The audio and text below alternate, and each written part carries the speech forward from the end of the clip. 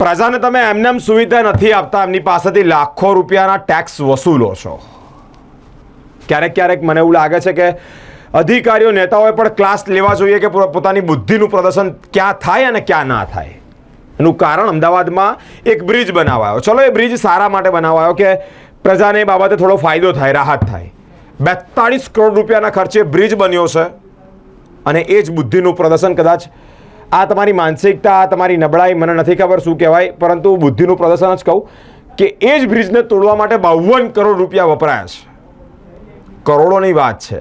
મધ્યમ વર્ગના માણસ જ્યારે તમને ટેક્સ આપે છે ને તો એવી રીતે આપે છે કે એ અમારા ભલા માટે, અમારા સારા માટે વાપરશે, પરંતુ આ ખબર નથી હોતી કે તમારામાં પણ ભેજું નહીં હોય, તમે પણ આ ભેજાનો ઉપયોગ નહીં કરો. 42 કરોડ રૂપિયાના ખર્ચે બ્રિજ બને છે ને એ જ બ્રિજને તોડવા માટે 52 કરોડ રૂપિયા વપરાય છે.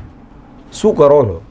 કેલ્ક્યુલેશન ચલાવતા ફાવે છે કે પછી તમને સમજણ નથી પડતી કે પછી રામ રાજ્ય પ્રજા સુખી, પૈસા આવે છે, ટેક્સ આવે છે, ભંડોળ ભરાય છે અને એનો ઉપયોગ મન ફાવે રીતે કરી દેવો છે? થોડું ઘણું તો ધ્યાન રાખો.